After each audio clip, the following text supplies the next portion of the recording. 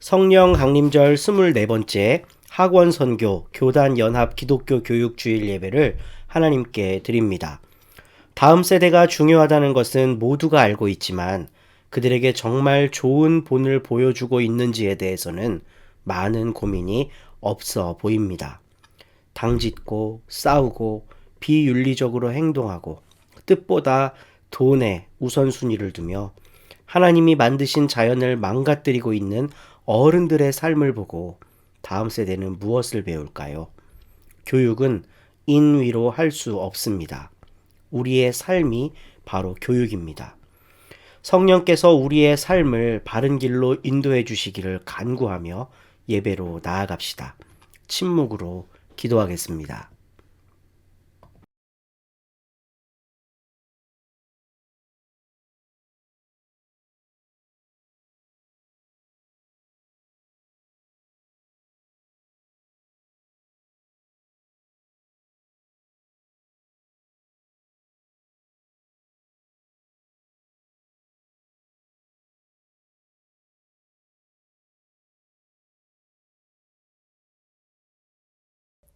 주님은 위대하시니 우리 하나님의 성에서 그의 거룩한 산에서 그지없이 사장을 만드신 분이시다. 아멘!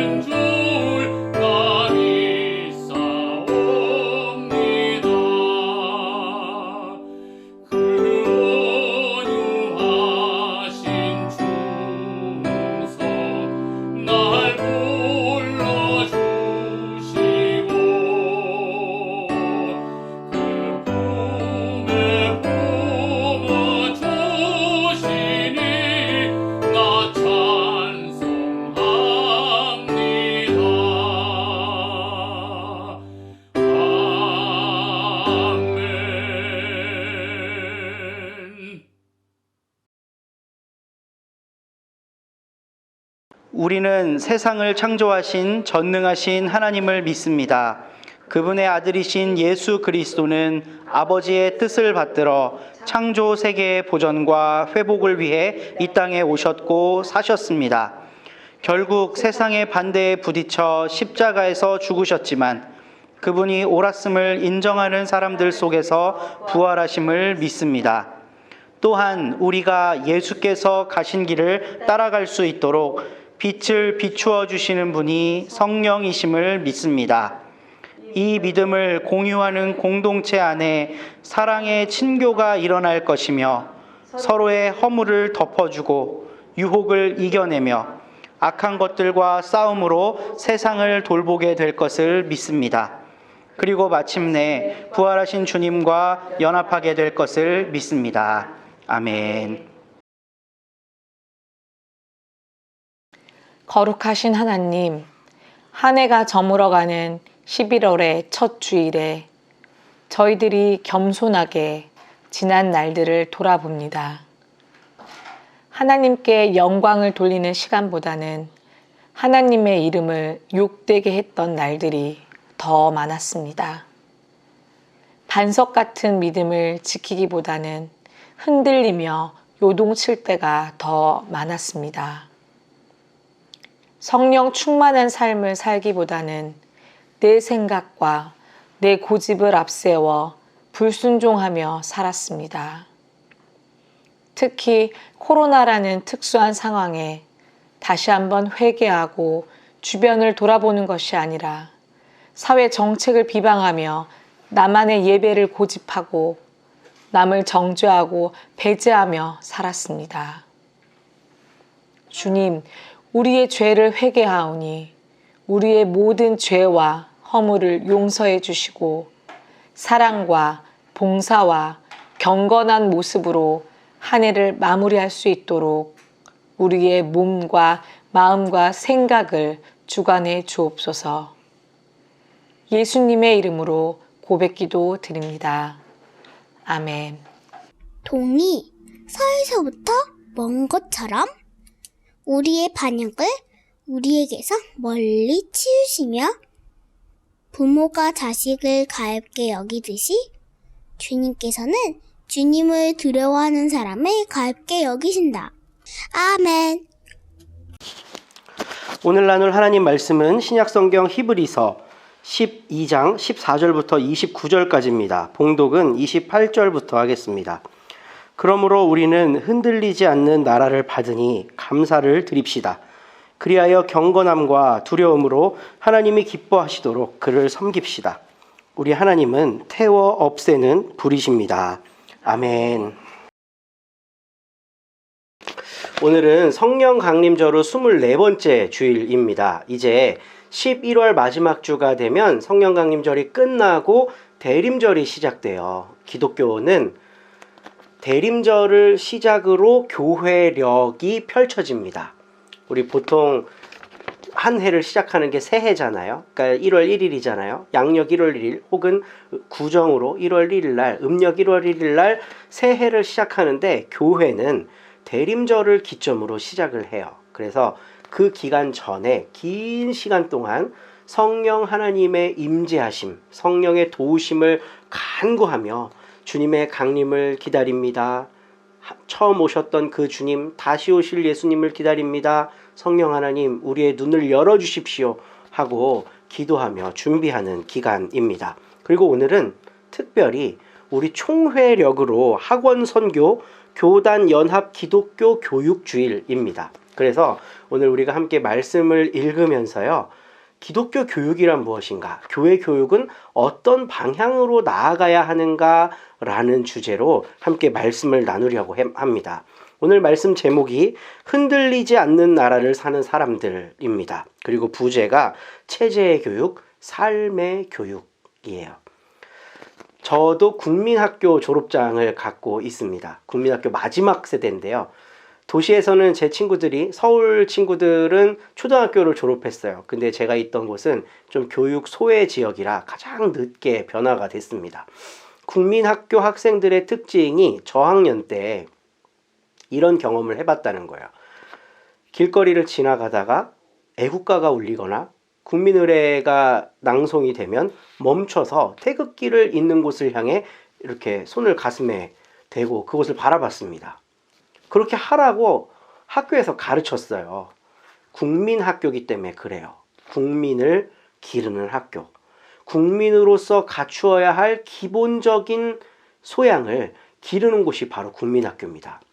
이게 어떤 의미에서는 전체 국민이 하나의 통일된 교육을 받는다는 데 있어서 긍정적일 수 있지만 또 어떤 의미에 있어서는 굉장히 무서운 건데요.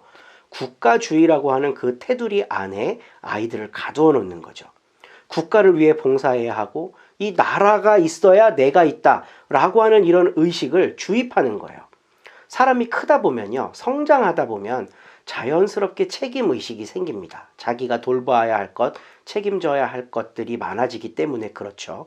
근데 이게 자연스럽게 생기는 것과 인위적으로 주입되는 것은 굉장한 차이가 있습니다. 인위적으로 주입되잖아요. 그러면 내가 원하지 않아도 체제를 위해 봉사하는 사람이 돼요. 그런데 이 체제를 위해 봉사하는 사람이 많은 사회일수록 그 사회는 기독교 복음과 신앙을 받아들이기가 굉장히 어렵습니다. 왜냐하면 바로 2000년 전 기독교인들이 처했던 상황이 그러했는데요. 로마라고 하는 체제, 그 체제 속에서 길러진 사람들이 가득한 세상을 기독교인들이 참 살기가 힘들었어요. 왜냐하면 기독교인들은 기본적으로 하나님이 자유를 주셨고 내가 하나님의 백성이라 그 누구에게도 무릎 꿇거나 비굴하게 살지 않아야 하는데 당당한 하늘 사람으로 살아야 하는데 이 체제는요. 섬겨야 될 것들이 너무 많아요. 힘을 섬겨야 하고 돈을 섬겨야 하고 황제를 섬겨야 하고 내 윗사람을 섬겨야 하고 그래야 이 체제가 유지되거든요. 근데 놀라운 것은 기독교가 로마 사회에 들어간 지 채 300년도 되지 않아 로마 사회가 균열되고 그 사회가 기독교 사회로 바뀌었다는 것입니다. 흔들리지 않는 나라를 살았던 기독교인들이 체제의 교육을 거부하고 삶의 교육, 하나님 나라의 시민 교육으로 교인들을 교육하고 다음 세대를 양육할 때 여기에서 놀라운 힘이 일어났던 것이죠. 오늘 말씀을 통해서요. 어떻게 하면 이런 교육이 가능할까를 살펴보고 우리 시대를 성찰해 봤으면 좋겠습니다. 제가 대학 들어갈 무렵에 가장 핫했던 고등학교가 있습니다. 안산에 있는 땡땡 고등학교였습니다. 교회 재단의 학교였고요. 서울대를 가장 많이 보내는 학교, 전국에서 제일 많이 보내는 학교로 이름을 날렸어요. 근데 저도 나중에 이제 그 학교 졸업생들의 소식을 듣고 와, 정말 대단한 학교구나. 그리고 그 담임 목사님이 설교를 얼마나 잘하는지, 유창하게 하는지 사람을 쏙 이렇게 끌어당기는 힘이 있으시더라고요. 그분의 설교에 은혜를 받고 야, 나도 저런 학교를 진작에 알았으면 좋았을 걸 하는 그런 생각을 했었던 적이 있습니다. 근데 한 10년쯤 흘러서 제가 신학대학원 졸업할 무렵에 한 사람을 만났어요. 이 사람은 상당히 어려운 환경 가운데 있었습니다. 목사님 자녀였는데 날마다 우울증 약을 먹어요. 근데 이 사람이 바로 그 학교 출신이었어요. 나중에 대화를 하다 보니까 자기는 그 학교 갔던 게 인생에서 최악의 기억이래요. 서울대 제일 많이 보내는 학교가 규율이 얼마나 엄격하겠습니까? 근데 대부분의 10대 청소년들은요. 이 영적 자유분방함이 있어요. 이걸 억누르잖아요. 어떤 형태로든 부작용이 생기게 되어 있습니다. 한 30%의 학생들은 그 체제의 수능에서 열심히 공부한 반면 또 한 절반 정도의 사람들은 그냥 중간쯤 보통 사람으로 살았겠죠. 그런데 20, 30%의 최악의 상황 가운데 있는 애들이 거기에서 생겨나는 거예요. 그 체제가 이렇게 공부해야 돼, 이렇게 해야 서울대가 이렇게 하는 걸 견디지 못하는 친구들. 이 친구들이 정신적인 아픔을 경험하고 이게 안 좋은 상황으로 가면 우울증이나 정신분열로 이어져서 나이 들어서도 30대가 되어서도 그 영향 아래 살아가게 되는 경우가 있다는 것입니다. 물론 그 학교가 학생을 우울하게 하는 어떤 교육을 하는 건 아니겠죠. 그런데 서울대 가장 많이 보내는 학교라는 신화 속에 지금 아파서 죽어가고 있는 이 현실이 묻혀버린다는 거예요. 그 학생이 지금 자기는 우울증에 걸려 있는데 우리 학교가 전국에서 서울대 제일 많이 보낸다더라 하는 방송을 보면 어떻겠습니까? 욕이 나오지 않을까요? 나는 이런데. 그러니까 이게 참 아이러니예요. 기독교 재단, 교회가 운영하는 학교이지만 그렇게 아픈 아이들이 계속해서 발생하고 있는 이 현실은 무엇에서부터 오는 걸까? 바로 체제의 교육으로부터 온다고 생각을 합니다. 지난주 말씀에서 우리는 똑바로 걸어라 라고 하는 히브리서 기자의 권고를 우리의 귀로 들었습니다. 똑바로 걷는 것은 정신을 차리고 진지하게 주님의 뒤를 따르는 것을 의미합니다. 진지하게 주님의 길을 따르는 길을 오늘 본문의 저자는 거룩하게 사는 삶으로 설명을 하고 있어요. 우리 14절 말씀 같이 읽겠습니다. 모든 사람과 더불어 화평하게 지내고 거룩하게 살기를 힘쓰십시오. 거룩해지지 않고서는 아무도 주님을 뵙지 못할 것입니다. 아멘. 모든 사람과 더불어 화평하게 지내고 거룩하게 살으랍니다. 그러니까 이 말은 다시 하면요. 모든 사람과 화평하게 지내는 그 삶이 바로 거룩으로 가는 길이라는 뜻이겠죠. 그러니까 어떤 사람은 고통당하고 있고 어떤 사람은 승승장구하고 있고 이 전체의 삶은요. 거룩하지가 않다는 거예요. 거룩이라고 하는 건 하나의 공동체가 삶을 나누면서 그 안에서 서로 화평하고 서로 더불어서 평화를 증진시키는 것, 이게 바로 거룩으로 가는 길이라는 것입니다. 오늘 본문 14절 말씀에서는 거룩하지 않으면 주님을 만날 수가 없대요. 주님을 뵐 수가 없다라고 이야기를 하고 있어요.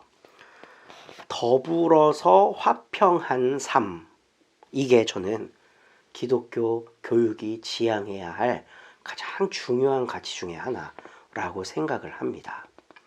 입시 경쟁 한번 생각해 보세요.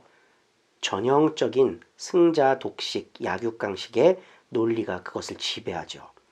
1등하는 사람은 좋은 데 가고 꼴등하는 사람은 낙오하고, 이런 질서를 만들어 놓은 게 우리 사회, 우리 입시 체제입니다. 입시만 그렇습니까? 왜 입시가 그런 체제가 됐을까요? 어른들이 그렇게 사니까 그래요. 어른들이 승자 독식, 약육강식의 세계를 만들어 놓고 사니까 입시 시스템이 그 시스템을 그대로 닮아간다는 것입니다.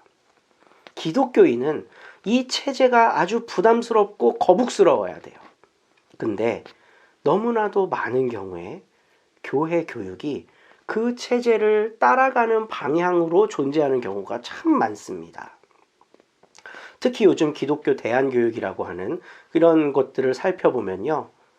거의 대부분 공립학교 보내기 싫어서 사립학교 보내기 위해, 좀 더 좋은 교육 받기 위해 교회가 이제 교육기관을 만들어 놓고 그곳에 교인 자녀들을 입학을 시켜요. 근데 정말 놀랍게도 대부분의 학교들이 외국어 교육하는 거, 물론 이제 나중에 고등학생이 되면 입시도 강화해서 가르치겠죠. 그 안산에 있는 모 학교는 기독교 재단 학교임에도 불구하고 서울대 가장 많이 보내는 학교가 됐다지 않았습니까? 그러니까 이런 세상이 추구하는 목표를 교회가 그대로 내면화했다는 거예요. 이 세상에서 더 잘 나가는 사람, 더 화려한 사람, 더 높은 곳으로 나아갈 수 있는 인재를 기르는 것이 기독교 교육의 목표가 되어 있다는 것입니다. 근데 거기에 성경을 대입을 시키잖아요. 그럼 어떤 모습이 나타나냐면, 하나님 나라를 이루어갈 인재를 양성하기 위해 우리는 강도 높은 교육을 실시하고 글로벌 리더, 이 세상을 이끌어갈 리더가 되게 하기 위해서 열심히 공부시킨다. 이제 이런 게 가능해지는 거예요. 열심히 공부하는 것 자체가 문제가 아니라요.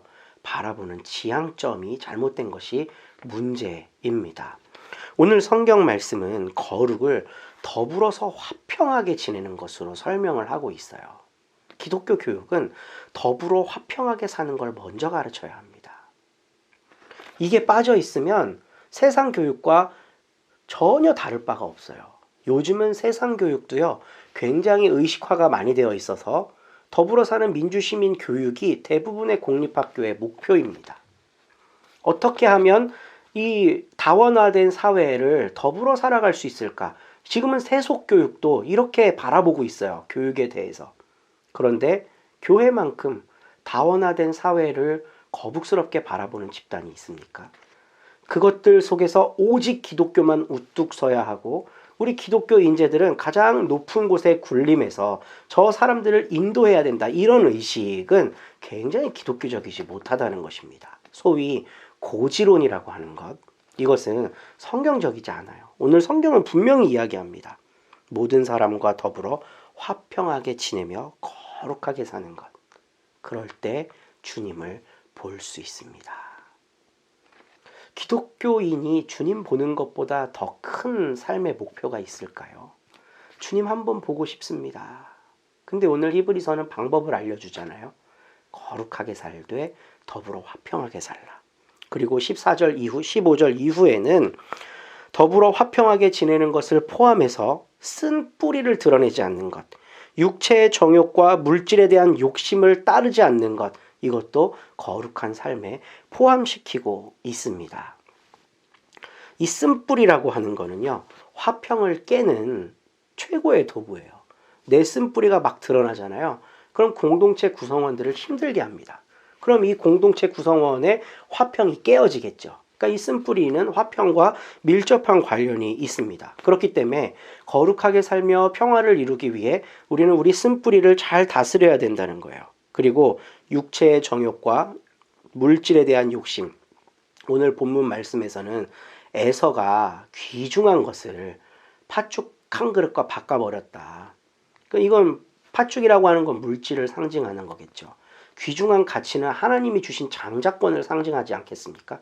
이건 가치예요. 이 가치를 붙잡은 게 아니라 물적인 걸 쫓았다는 거예요. 이거는 음행한 것과 똑같다는 겁니다. 그러니까 육체의 정욕, 물질에 대한 욕심, 이건 결이 같아요. 이것을 쫓아 살아가지 않는 것, 이게 바로 거룩한 것이라는 거예요. 근데 오늘날 참 부끄럽지만 기독교가 물량주의를 내세우면서, 그러니까 1970년대, 80년대 막 해마다 몇 배씩 성장을 하면서 1000만 기독교인을 이루었잖아요. 그리고 세계에서 가장 큰 교회 10개 중에 6, 7개가 한국에 있고, 엄청난 성도와 엄청난 부와 엄청난 권력이 주어졌는데, 그것을 복음과 동일시했던 우리의 역사가 기독교 역사 속에 새겨져 있어요. 물질의 욕심을 쫓아 살도록 교회가 시스템이 되어 있는 것입니다. 이게 고지론하고도 연결되는데요. 이런 거예요. 돈 많이 벌어라. 그래서 많이 나누어 줘라. 이렇게 가르쳐요. 근데 성경에 그런 게 없어요. 돈 많이 벌어라. 그래서 많이 나눠줘라. 이런 거 없습니다. 앞에 돈 많이 벌어라가 생략됩니다. 많이 나누어 주는 사람이 되라고는 성경은 이야기하죠. 돈 많이 벌어라. 그리고 많이 나누어 줘라. 이러잖아요. 그러면 인간의 탐심이라고 하는 건 돈 많이 벌어라에 고정될 수밖에 없습니다. 내가 많이 버는 사람이 먼저 돼야 되는 거예요. 그럼 그게 목표가 된다니까요. 교육의 목표가 내가 돈을 더 많이 버는 게 된다는 것입니다. 이거는 세속 교육이죠. 이 세상 사람들은 그거를 추구하죠. 내가 더 많이 벌어야 이 자본주의 사회에서 높은 위치로 갈 수 있으니까 그게 당연히 목표인 거죠. 근데 기독교 교육은 그걸 목표로 가르쳐서는 안 된다는 거예요. 물질의 욕심을 따르도록 가르치지 말아야 한다는 것입니다. 화평하게 하기 위해서는 나누어 주는 일이 우선이지 성장하고 더 많이 갖는 게 우선이 될 수 없다는 것입니다. 이 이야기를 히브리서 기자는 계속해서 옛 말씀들을 이제 가지고 와서 설명을 하는데요. 옛 언약과 새 언약을 비교합니다. 이거는 히브리서 전체를 관통하는 주제예요. 히브리서는 유대인들을 위해 쓰인 성경이라 그랬죠. 근데 유대인들에게 굉장히 도전적인 메시지들을 많이 던집니다. 특히 오늘 본문 속에서 언약과 새 언약 이야기를 하면서 시내산 언약은 완전히 폐기 처분된 것으로 설명을 하고 있어요. 시내산에 모세가 올라가서 하나님과 언약을 맺죠. 근데 그곳은 거룩한 곳이 되었습니다. 우리 아까 거룩한 게 뭐라고 배웠죠? 더불어 화평한 것. 음욕과, 그러니까 육신의 정욕과 물욕을 따르지 않는 것. 이게 거룩한 거라고 배웠습니다. 내 쓴뿌리를 드러내지 않는 것.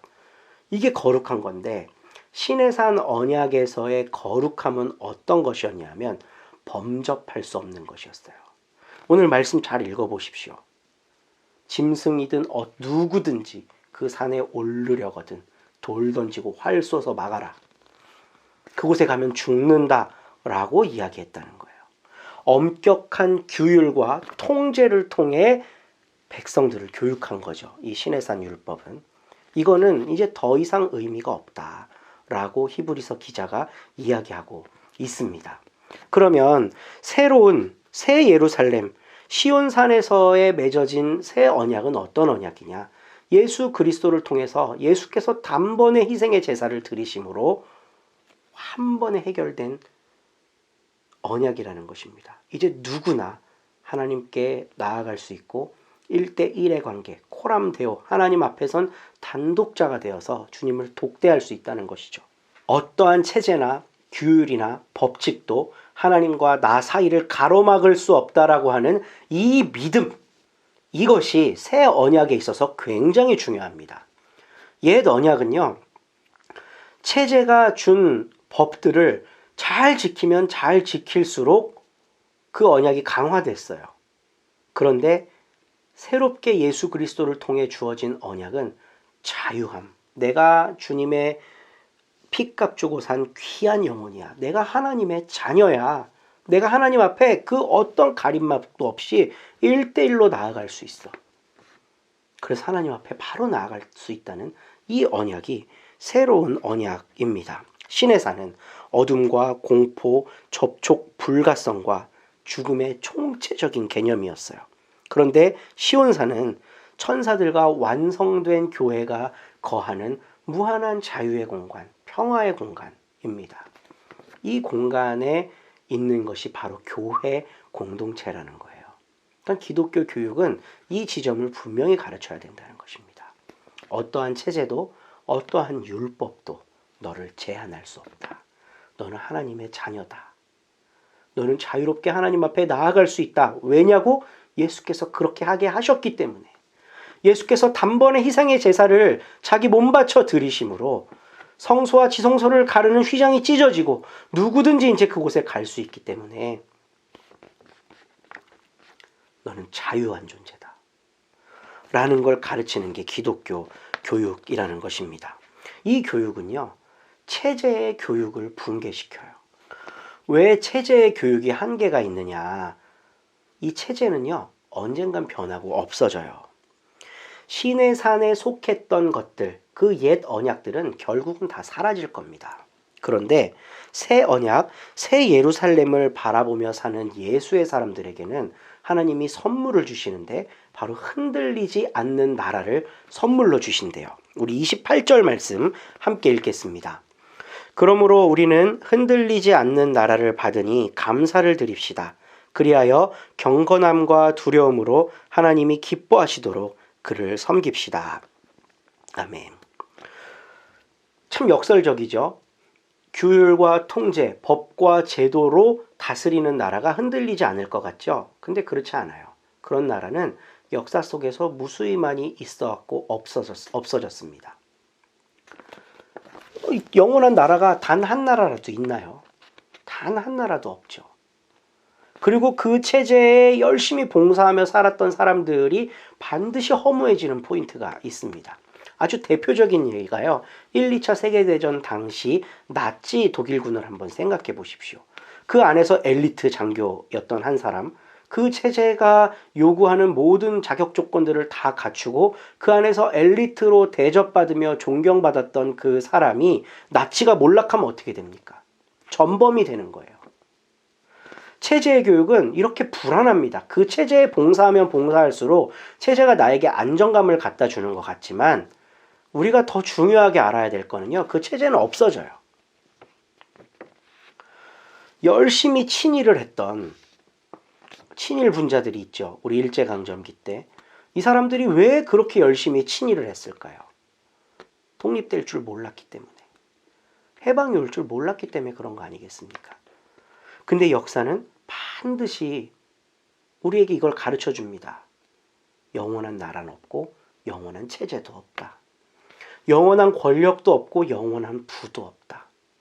그렇기에 그 체제에 붙들려 사는 사람이야말로 흔들리는 나라에 살고 있는 사람이라는 것입니다. 그런데 우리는 하나님으로부터 흔들리지 않는 나라를 받게 되었답니다. 그래서 감사를 드리자입니다. 이 흔들리지 않는 나라는 체제의 영향을 받지 않는 사람들이 꾸려나가는 나라예요. 체제가 이렇게 하라고 규정 짓고 재단할 때 아니야, 우리는 하나님의 자녀야. 하나님은 나를 자유롭게 살기를 원하셔. 나는 거기에 구속당하지 않을 거야. 왜냐하면 내가 자유롭게 내 형제들과 더불어 화평을 이루며 거룩하게 사는 걸 하나님이 원하시기 때문에 나는 그걸 위해 살지 체제가 요구하는데 순응하며 살지 않을 거야. 이게 기독교 교육의 가장 밑바탕에 있을 때 우리 교회가 흔들리지 않는 나라 위에 서게 될 줄로 믿습니다. 우리 각 신앙도 마찬가지입니다. 여기에는 아이러니가 있어요. 우리는 체제 속을 살잖아요. 그리고 이미 많은 부분 체제에 길들여져 있는 사람들입니다.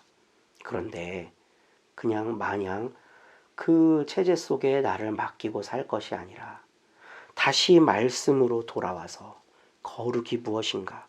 내가 흔들리지 않는 나라를 산다는 그 의미가 무엇인가? 지금 내가 받았던 체제의 교육은 완전한 것이었는가? 이런 것을 다시 질문하기 시작할 때 성령께서 우리 가운데 깨달음을 주시고 하나님의 뜻을 밝히 알게 해주실 줄로 믿습니다. 그리고 우리를 하나님 나라의 삶을, 하나님 나라를 이끌어갈 삶의 교육의 현장으로 이끌어 주실 줄로 믿습니다. 흔들리지 않는 나라를 우리가 받았으니 이제 감사를 드립시다. 그리고 경건함과 두려움으로 하나님이 기뻐하시도록 그분 하나님을 섬깁시다.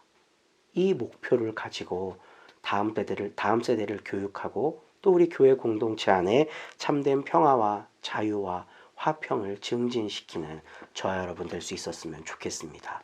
이 말씀 따라 사는 동안 지치지 않기를 소망하면서 우리 결단 찬양하겠습니다. 이 말씀 따라 사는 동안 지치지 않게 하시고 이 말씀 따라 사는 동안 주님 나라 이루소서. 이 말씀 따라 사는 동안 지치지 않게 하시고 이 말씀 따라 사는 동안 주님 나라 이루소서. 하나님, 참된 자유와 더불어 살아가는 평화를 다음 세대에게 전수할 수 있도록 우리를 바로 세워 주시옵소서. 공포의 교육, 규정으로 올가매는 교육을 성경을 근거로 주장함으로써 체제의 사람을 길렀던 옛 삶을 청산하고 흔들리지 않는 나라, 참된 자유와 평화를 맛보는 나라를 꿈꾸게 하는 삶의 교육을 이루어가는 우리들의 교회가 되게 하여 주시옵소서. 예수님의 이름으로 기도합니다. 아멘.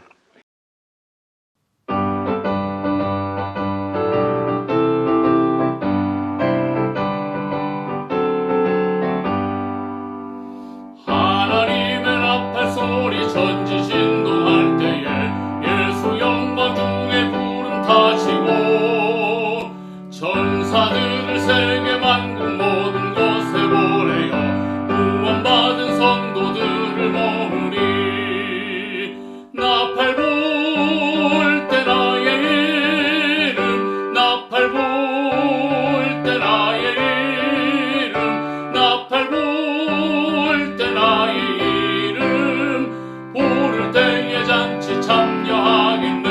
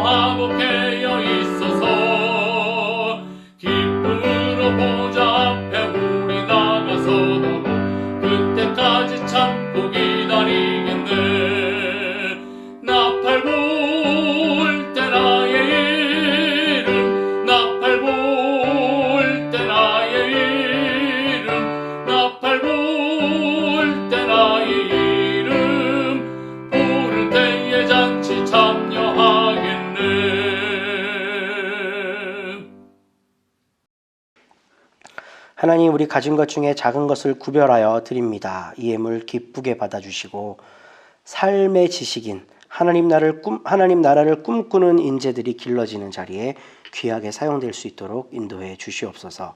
감사드리며 예수님의 이름으로 기도드리옵고 이제는 예수님의 은혜와 하나님의 사랑과 성령의 사이좋게 지내게 하심이 말씀을 듣고 체제의 교육을 넘어 삶의 교육으로 하나님 나라 교육을 지향하며 나아가기로 결단하는 모든 예배자들 가운데 그들의 삶과 가정과 일터 가운데 지금부터 영원까지 함께 하시기를 축원합니다. 아멘. 예배를 마쳤습니다. 오늘 서로교회 온라인 예배에 참여하신 여러분 모두를 주님의 이름으로 환영하고 축복합니다. 이제 대림절이 되면 우리 서로교회 오프라인 예배를 다시 재개하게 됩니다. 경기도 파주시 회동길 480번 길 A-407호입니다. 아트팩토리 난장판이라는 곳인데요. 그곳으로 우리 터전을 옮겨요. 그곳에서 첫 대면 예배를 드리게 될 텐데 대면 예배를 함께 드리고자 하시는 분은 기억하고 계셨다가 그곳에서 함께 예배 드리면 좋겠습니다. 한 10명 정도밖에 예배를 못 드려요.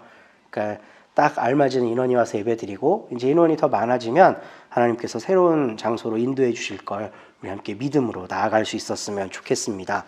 한 주간도 평안하시고 다음 주에 다시 만날 때까지 건강하십시오. 감사합니다.